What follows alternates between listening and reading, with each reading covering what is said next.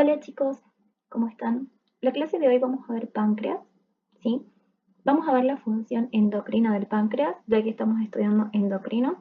A la función exocrina la vimos en secreciones glandulares cuando vimos aparato digestivo, ¿sí?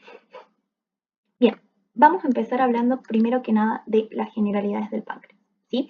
Anatómicamente nosotros del páncreas podemos decir que es un órgano retroperitoneal. Esto clínicamente por ahí dificulta el acceso, ¿sí? A la hora de visualizar el páncreas, por ejemplo, en algún procedimiento quirúrgico.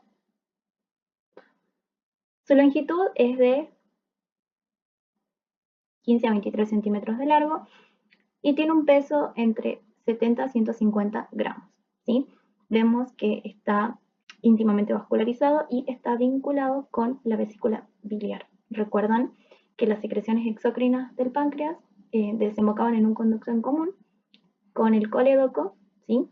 Se anastomosaban y formaban el conducto Wilson, que iba a desembocar en la segunda porción del duodeno por la ampolla de Vater, ¿sí? Esto anatómicamente es importante y lo tienen que saber. Ahora, histológicamente hablando, ¿cómo está formado el páncreas?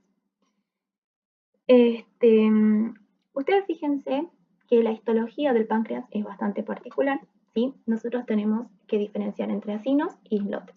Los acinos, ¿sí? Todas las células acinares tenían la capacidad de sintetizar en su citoplasma diferentes sustancias, ¿sí? Porque tenemos acinos en muchas glándulas, que iban a desembocar a un conducto central que después iban a anastomosar, y en este caso los acinos son los encargados de sintetizar las secreciones exócrinas pancreáticas, ¿sí?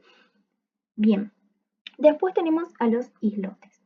En el caso de los islotes, que serían estos que están representados acá, tenemos células específicas, ¿sí? Y los islotes cumplen la función endocrina del páncreas. Fíjense, tenemos células alfa, células beta y células delta. Las células alfa son las encargadas de sintetizar y secretar glucagón.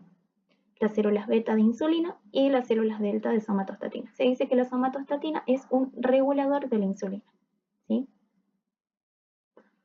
Recuerden que la somatostatina también la vimos en la regulación de la hormona del crecimiento, ¿sí? Entonces, si nosotros sintetizamos cuáles son las secreciones endocrinas del páncreas, podemos decir que es insulina, glucagón, somatostatina, amilina y péptido P. De todas formas, hoy solamente vamos a estudiar insulina y glucagón, ¿sí? Hablemos de la insulina. La insulina es una hormona anabólica, es decir, estimula la síntesis, ¿sí? El crecimiento. El anabolismo siempre es el crecimiento desde el punto de vista biológico. Por lo tanto, su principal efecto va a estar en el metabolismo, ¿sí? Fíjense que la vida media de la insulina es corta, dura entre 6 minutos su vida media, ¿sí? Y en circulación va a desaparecer entre 10 a 15 minutos posterior a su secreción. Fíjense que se transporta libre en el plasma, ¿sí? Y su metabolismo se da en hígado a través de unas hormonas que se denominan insulinas. Acá debajo yo les puse en rojo glucogenogénesis porque la insulina es una hormona hipoglucemiante, ¿sí? Principalmente es hipoglucemiante, es decir, disminuye las concentraciones de glucosa en la sangre y estimula la síntesis de glucógeno, ¿sí?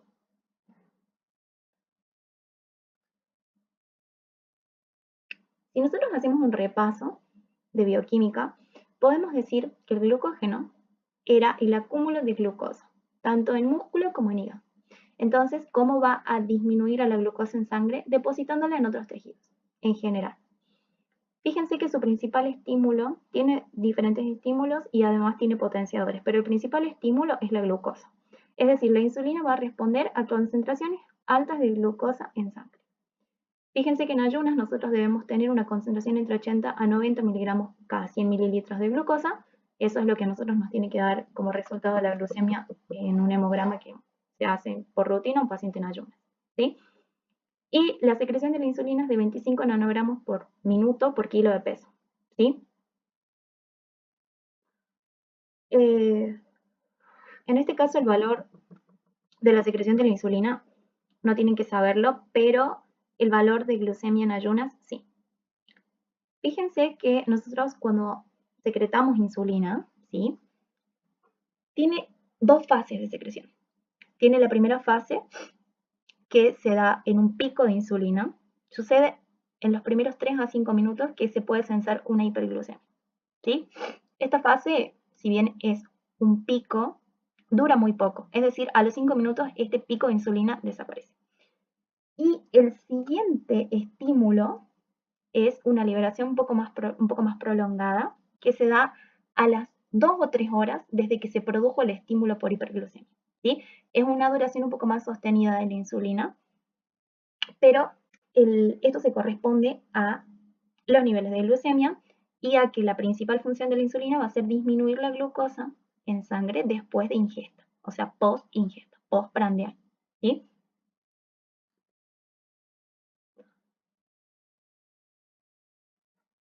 Vamos a hablar de los estímulos que tiene la insulina. Fíjense que nosotros podemos estimular a la insulina estimulando su secreción. Nosotros sabemos que las células beta del páncreas son las encargadas de sintetizar y secretar la insulina. Y que para secretar la insulina nosotros necesitamos ATP, ¿sí? O despolarizar la membrana de la célula beta. O sea, estimular un potencial de acción. Puede ser directamente a través del calcio o puede ser simplemente modificando el potencial de acción directamente, ¿sí? Es decir, volviéndolo más positivo. Fíjense que a través del ATP el principal estímulo es la glucosa, ¿sí? Ahora vamos a repasar la síntesis y la secreción de la insulina y vamos a recordar qué es lo que hacía la glucosa, ¿sí? Fíjense que la glucosa cuando ingresa a la célula beta del páncreas, ¿sí? Inicia la glucólisis y la glucólisis tiene la capacidad de sintetizar ATP. Tenemos aminoácidos específicos como la leucina, ¿sí? O el ácido alfa-cetoisocaproico, que es un metabolito intermedio de la leucina, que también tienen la capacidad de incrementar la concentración de ATP en la célula beta, ¿sí? Después tenemos metabolitos simil a glucosa como el gliceraldehído y la manosa, ¿sí? Que son glúcidos. Y por último tenemos a la inosina. La inosina es un nucleócido, ¿sí? Que se encuentra unido a un azúcar que es la ribosa. Y su metabolismo en el interior de la célula del páncreas también puede producir el incremento del ATP, ¿sí? Después tenemos potenciadores. ¿Qué son potenciadores? Es decir, que son sustancias que pueden potenciar a la secreción de insulina, pero que no la estimulan directamente. Fíjense la fructosa, ¿sí? La fructosa para poder estimular a la insulina primero tiene que realizar todo un metabolismo a nivel hepático para transformarse en glucosa, ¿sí? Por eso es un potenciador, no un estímulo como tal. Tenemos a la arginina, ¿sí? La arginina también es un aminoácido que cuando ingresa a la célula beta del páncreas tiene la capacidad de comportarse como un catión. Los cationes nosotros sabemos que son positivos, entonces siempre que nosotros acumulemos catión en el interior de una célula vamos a desencadenar un potencial de acción. Cuando el potencial de acción se desencadena, simplemente se produce el cierre de los canales de potasio y la apertura de los canales de calcio, y los canales de calcio son los que pueden formar complejos entre vesículas y membrana plasmática para poder exocitar, en este caso, a la insulina, ¿sí? Tenemos a los ácidos grasos a través de la beta-oxidación y a los cuerpos cetónicos. Pero fíjense que los ácidos grasos por beta-oxidación en la célula beta del páncreas pueden estimular a la síntesis y la secreción de insulina. Pero esto es un estímulo muchísimo más indirecto, ¿sí?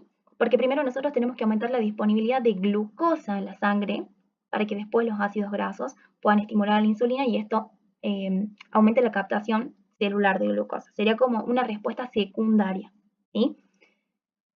La acetilcolina. Este sí es importante porque la acetilcolina es el principal neurotransmisor del sistema nervioso parasimpático. ¿Por qué es importante la acetilcolina? Porque la acetilcolina tiene receptores a nivel de la célula beta del páncreas.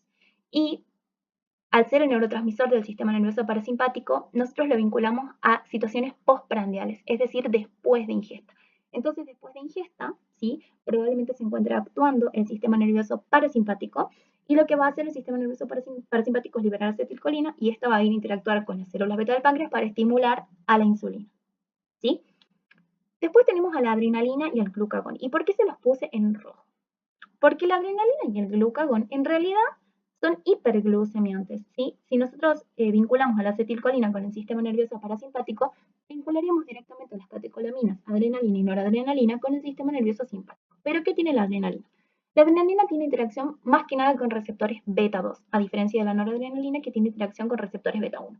Y los receptores beta 2, no estoy hablando de la célula, sino del receptor, están presentes en la célula beta del páncreas y pueden estimular a la insulina, ¿sí? Pueden estimular la secreción de insulina.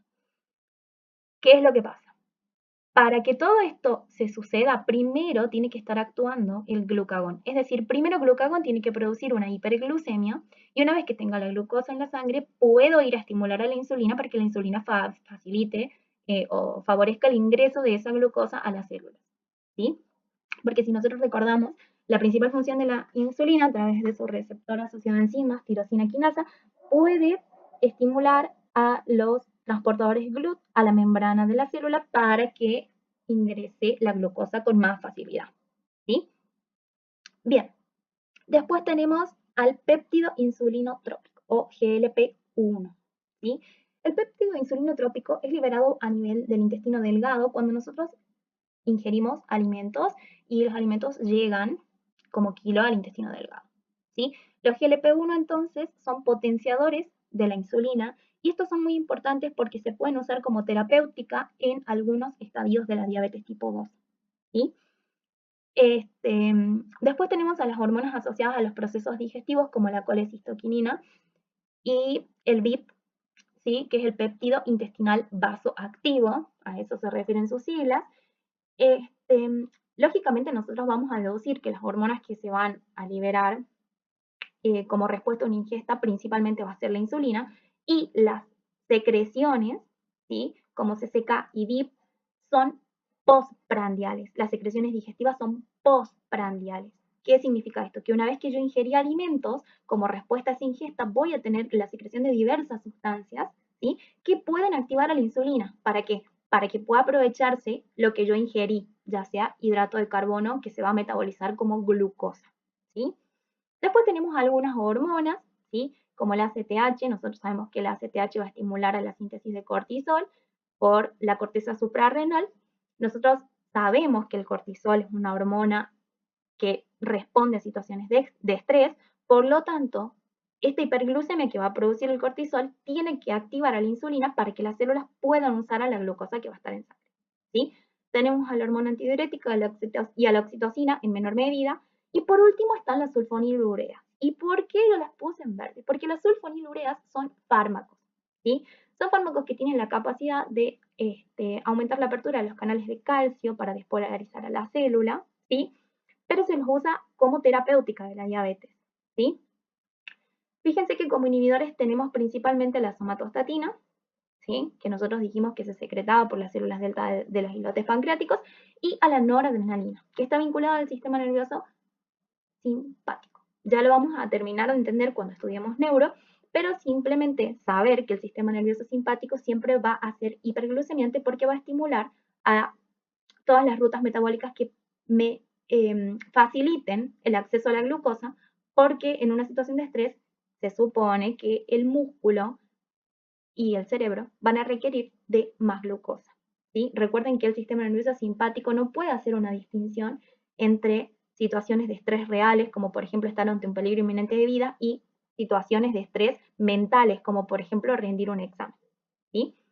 Entonces, ante cualquier situación que genere estrés, además de activarse el sistema simpático y el cortisol, voy a tener una hiperglucemia. Y como respuesta a esta hiperglucemia, y probablemente estimula la insulina, pero esto sería secundario, ¿sí? Estimula a la insulina para poder utilizar esa glucosa que ya está en sangre, pero les recuerdo que esto es secundario, ¿sí? A insulina lo que la caracteriza es su estímulo postprandial, ¿sí? Fíjense, entonces, ¿cómo voy a poder estimular yo la insulina? Incrementando el ATP en el interior de la célula beta del páncreas o estimulando el calcio, modificando su potencial de acción, ¿sí? Acá está. Fíjense, ¿cómo se da la síntesis de la insulina? Para nosotros sintetizar insulina, nosotros sabemos que la insulina es una hormona de estructura proteica, ¿sí? Entonces sabemos que va a cumplir, por lo tanto, los pasos de toda la síntesis de proteínas. Vamos a tener un ARN mensajero que se va a traducir a nivel de los ribosomas como preproinsulina, ¿sí? Esta preproinsulina se va a desdoblar con 3 cadenas de péptidos. Esto es importante, ¿por qué? Porque la cadena C, el péptido C, ¿sí? Es el último al que permanece unido la insulina, ¿sí? Entonces, una vez que la insulina se termina de formar, queda unido a la cadena o péptido C y así se empaqueta en vesícula, ¿sí? Directamente se empaqueta como insulina más péptido C. Cuando se libera a circulación, se escinde esta unión y se libera péptido C y la insulina, ¿sí? ¿Y por qué es importante saber esta estructura? Porque el péptido C tiene mucha importancia clínica. Cuando yo quiero saber cómo están los niveles de insulina en sangre de mi paciente, lo que puedo ir a buscar y medir es el péptido C. ¿Por qué? Porque yo les dije que la vida media de la insulina, acá, era súper cortita, 6 minutos. En cambio, el péptido C tiene una vida más prolongada, una vida media más prolongada en circulación, porque no sufre metabolismo por las insulinasas, ¿sí? Entonces, esto a mí lo que me va a permitir es poder dosar en sangre el valor real de insulina que está produciendo el páncreas. Porque en los pacientes diabéticos que están siendo tratados con insulina, no se puede distinguir a través de los estudios de laboratorio la insulina endógena, es decir, la que está sintetizando el páncreas, y la insulina exógena, es decir, la que se están administrando los pacientes. ¿Cómo puedo entonces yo saber cuál es el trabajo neto de este páncreas? Midiendo el péptido C, ¿sí? Si nosotros acá hacemos un repasito de lo que sería la secreción de la insulina, fíjense que lo primero que va a pasar es que los GLUT a nivel de la célula beta van a permitir la entrada de glucosa a la célula, ¿sí? Esta glucosa va a iniciar el proceso de glucólisis, que nosotros ya conocemos, va a formar glucosa 6-fosfato. Cuando ingresa al ciclo de Krebs, va a transformar ADP en ATP. Esta transformación lo que va a hacer primero es producir un cierre de los canales de potasio. Cuando yo cierro los canales de salida de potasio, aumento el potasio en el interior de la célula. Este aumento del potasio me modifica el potencial de acción de la célula, volviéndomelo mucho más positivo, y esta inversión en la polaridad produce la apertura de canales de calcio que obviamente van a ser regulados por voltaje, ¿sí? Porque si yo les estoy diciendo que tengo que modificar el potencial de acción en el interior de una célula, esto está dado por voltaje, ¿sí? Una vez que el calcio ingresa a la célula, fíjense que se une a las vesículas y esto permite formar un complejo de unión entre la membrana de la vesícula y la membrana de la célula para producir la exocitosis de, en este caso, insulina. ¿Por qué les digo en este caso? Porque puede ser cualquier otra sustancia. Recuerden que cuando nosotros tenemos secreción, el sistema es muy parecido, ¿sí? Es muy parecido a la secreción de neurotransmisores en la placa de unión neuromuscular, por ejemplo. También depende del calcio. Recuerden que el calcio es el principal mediador para que la vesícula, la membrana de la vesícula, se fusione con la membrana de la célula, ¿sí? Bien, ahora vamos a recordar un poquito, una vez que esta insulina se liberó a circulación, qué es lo que va a hacer. Cuando la insulina se libera a circulación, su principal mecanismo de acción es a través de los receptores de insulina, que son receptores enzimáticos ligados a la tirosina quinasa, ¿sí? Estos receptores están compuestos por 2 subunidades alfa y 2 subunidades beta. Las subunidades alfa están del lado de la membrana celular, junto con el líquido extracelular, por lo tanto van a ser el receptor para la insulina. Y las subunidades beta se encuentran en relación con el citoplasma de la célula y son las que tienen, digamos, la actividad quinasa, es decir, se pueden fosforilar y activar a la tirosina. Fíjense que primero insulina se va a unir a su receptor, que es la subunidad alfa, y este va a activar a la subunidad beta, que al fosforilarse, es decir, se autofosforila como respuesta a la activación por la cadena alfa, y lo que va a hacer es activar a la tirosina quinasa. Una vez que se activa la tirosina quinasa, se activa el IRS, que es el sustrato del receptor de insulina. Este IRS lo que va a hacer principalmente es fosforilar enzimas, ¿sí? Recuerden que cuando nosotros podemos fosforilar a través de las quinasas siempre fosforilan, la tirosina quinasa es una enzima que fosforila, vamos a obtener diferente activación enzimática. ¿Cuáles van a ser las respuestas? La primera va a ser translocar a los GLUT hacia la membrana plasmática, ¿sí? Para permitir el ingreso de la glucosa a la célula. Puede estimular la síntesis de proteínas, ¿sí? Va a ir a estimular obviamente la síntesis de grasa, va a estimular la síntesis de glucógeno en músculo y en hígado y va a estimular el crecimiento, o sea, tiene acá efecto en el ADN, ¿sí? Porque no solo estimula la proliferación, sino también cómo se van a expresar esos genes. Esta va a ser su respuesta más tardía. Esta va a ser su respuesta, obviamente, en los adipocitos, ¿sí? Y esta va a ser su respuesta a nivel muscular y hepática.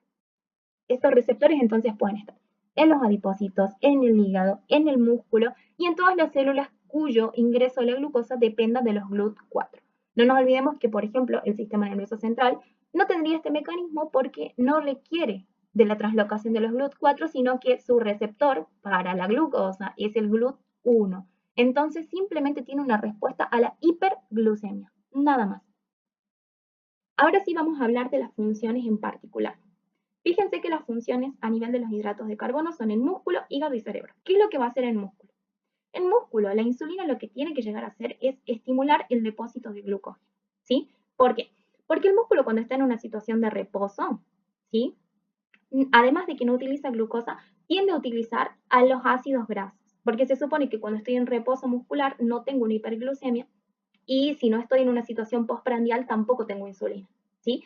Entonces el músculo en reposo utiliza a los ácidos grasos. El músculo en actividad brusca utiliza los depósitos de glucosa, como por ejemplo el glucógeno, o simplemente permite el ingreso de la glucosa directamente a la célula muscular sin esta inmediación, interacción de la insulina. Entonces, cuando el músculo está en reposo y yo estoy en una situación postprandial, es decir, ingerí alimentos, ahí va a actuar la insulina, ¿sí?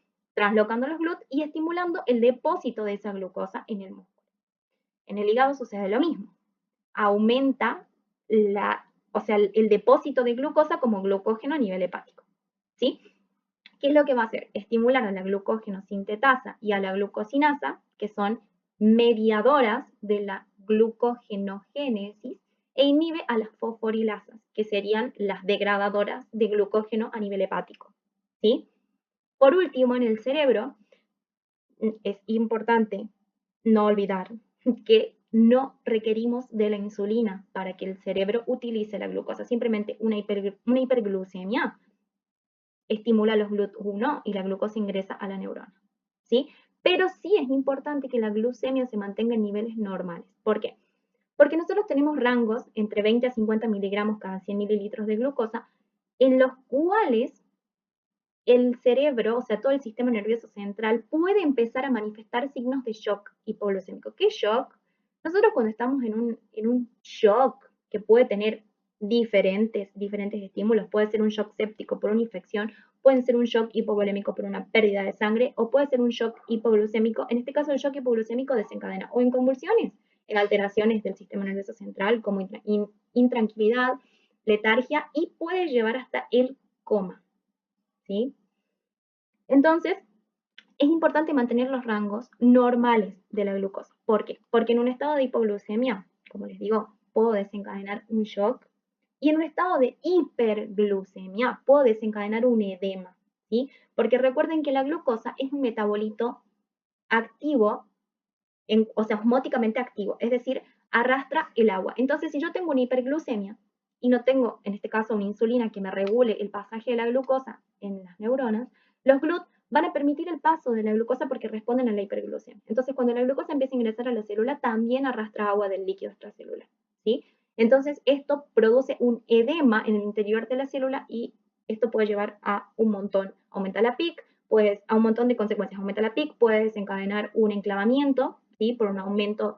Ustedes fíjense que la bóveda craneana está completamente cerrada, entonces cuando yo aumento la presión, esas estructuras empiezan a irse para cualquier lado y entonces puede producir enclavamiento de las estructuras, ¿sí? Por eso es tan importante mantener la glucemia normal en los pacientes, más que nada los pacientes que puedan estar en terapia intensiva o pacientes diabéticos, ¿sí? Pacientes diabéticos con debut, porque generalmente cuando los pacientes diabéticos tienen un buen control de la glucemia, esto no debería suceder. Ahora, ¿qué es lo que va a pasar con la insulina a nivel del metabolismo de los lípidos? Fíjense que estimula la lipogénesis, es decir, estimula la síntesis de lípidos, ¿sí? En el adipocito estimula el ingreso de glucosa y de glicerol al interior del adipocito, ¿sí? Para que esto se sintetice más tejido adiposo. Y a nivel hepático estimula la expresión de las lipoproteínas de baja densidad o LDL Estas por circulación lo que van a hacer es ir a transportar ácidos grasos hacia el adipósito para que se almacenen ahí, ¿sí? Entonces, estimula los depósitos de grasa. Y por último, a nivel de las proteínas, ¿cuál va a ser la función de la insulina? Básicamente la insulina tiene la capacidad de facilitar la síntesis de proteínas, ¿sí? Es decir, su efecto a nivel de las proteínas es anabólico, ¿sí? Estimula la síntesis de proteínas, disminuye los aminoácidos en circulación, ¿sí? Entonces, transporta los aminoácidos al interior de la célula, ¿sí? Activa a todo el proceso de síntesis de proteínas, es decir, la transcripción de un segmento de ADN que se traduzca como ARN, y esto sintetiza proteínas a nivel del retículo endoplasmático rugoso y los ribosomas, inhibe la gluconeogénesis a partir de aminoácidos, ¿sí? Y por lo tanto inhibe el catabolismo proteico. Es decir, estimula la síntesis de proteínas para que esos aminoácidos no produzcan glucosa a partir de la vía metabólica de la gluconeogénesis, ¿sí? Bien, ahora vamos a hablar del glucagón. ¿Cuál es la función del glucagón? El glucagón es antagónico a la insulina, es decir, que es una hormona hiperglucemiante, ¿sí? Entonces, nosotros, si sabemos que aumentan las concentraciones de glucosa en la sangre, vamos a deducir que se va a dar cuando, o sea, su acción se va a llevar a cabo cuando yo tenga bajos niveles de glucosa en sangre, ¿sí? Entonces, podríamos vincularlo a una situación de ayuno. Puede ser un ayuno fisiológico, puede ser un ayuno prolongado. Ahora está muy de moda hacer esto de los ayunos intermitentes, las dietas cetogénicas, ¿sí? Entonces, básicamente va a ser una hormona hiperglucemiante. Entonces, ¿cuál proceso va a estimular? La glucogenólisis, chicos, y la gluconeogénesis principalmente, ¿sí? Por eso se los puse en rojo ahí abajo. Fíjense que su síntesis se da en los islotes pancreáticos, en las células alfa, y el estímulo, a diferencia del páncreas, va a ser una hipoglucemia, ¿sí?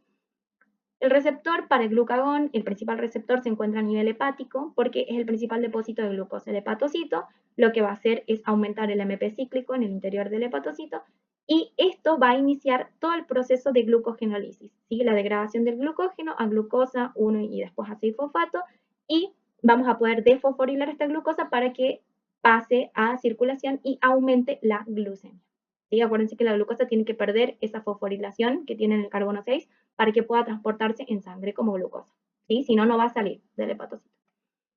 Otro que tiene una función similar es la adrenalina, ¿sí? La adrenalina, habíamos dicho que estaba vinculada al sistema nervioso simpático y que actúa principalmente sobre receptores beta 2, aunque también estimula los receptores alfa, también estimula los receptores beta. Fíjense que cuando estimula los receptores beta, produce la misma respuesta que el glucagón, es decir, aumenta el AMP cíclico. Y a través de los receptores alfa y el inositol trifosfato, aumentan los niveles de calcio en el interior de la célula. Pero todo lleva a lo mismo, degradar el glucógeno para aumentar la glucemia. Acá, una vez que se produce este aumento de la glucemia por respuesta al estímulo del glucagón, acá es donde el glucagón se vuelve un potenciador de la insulina. ¿Por qué? Porque ya esta glucosa que está en circulación necesita ir a ser utilizada por las células, ¿sí? Entonces, es en este contexto en el que adrenalina y glucagón van a ir a estimular a insulina, ¿sí? Bien, si nosotros hablamos entonces de las funciones de glucagón en general, podemos decir que la principal función es activar a la lipasa en los adipocitos, ¿sí? Entonces, estimula la degradación de los ácidos grasos y de las reservas energéticas a nivel de los adipocitos, ¿sí? Va a inhibir el ingreso de los ácidos grasos al hígado, ¿sí? Es decir, va a aumentar a los ácidos grasos en circulación para que estos puedan hacer la beta-oxidación y aportar así energía a la célula, ¿sí? Aumenta los ácidos grasos en circulación. Aumenta la contractibilidad cardíaca porque tiene receptores a nivel del cardiomiocito que pueden aumentar el AMP cíclico y a través del AMP cíclico estimular la entrada de calcio en el cardiomiocito, ¿sí? Puede aumentar el flujo sanguíneo a nivel renal. ¿Por qué? Porque el glucagón tiene vasodilatación, ¿sí? Y siempre se tiende a proteger a los órganos blancos, es decir, cerebro, corazón y riñón, ¿sí? Entonces, básicamente, vasodilatador, ¿sí? Eso es fundamental. Puede aumentar la secreción de bilis, ¿sí? ¿Por qué? Porque nosotros necesitamos aumentar todo lo que es el metabolismo de las grasas. Y recuerden que la bilis es el principal emulsificador de grasas a nivel intestinal, ¿sí? Además, como se libera en un contexto de ayuno, tiene que inhibir a la secreción de ácido clorhídrico, ¿sí? A nivel del estómago. Fíjense, entonces podemos decir que la relación con la glucemia del glucagón es inversa. Es decir, cuando la glucemia disminuye, glucagón debería aumentar, ¿sí? Por eso acá yo les hice un dibujito, les puse este dibujito de cómo el adipocito tendría que cederle ácidos grasos a la circulación, ¿sí? ¿Y qué más hace? Y esto es muy importante, aumenta los aminoácidos en circulación. ¿Para qué? Para estimular otro proceso, ¿sí? No la glucogenólisis, sino la gluconeogénesis a partir de componentes no glucídicos. Entonces, en este caso, podríamos decir que el glucagón no es anabólico, sino más bien es catabólico de las proteínas, ¿sí? Bien, con respecto a la fisiología de insulina y glucagón, sería esto. Vamos a ver por aparte, ¿sí? En otra clase, las patologías asociadas a insulina, que principalmente sería la diabetes tipo 1 y tipo 2, ¿sí? Por ahora, eso sería todo. Por cualquier duda, tienen mi número a su disposición. Muchas gracias.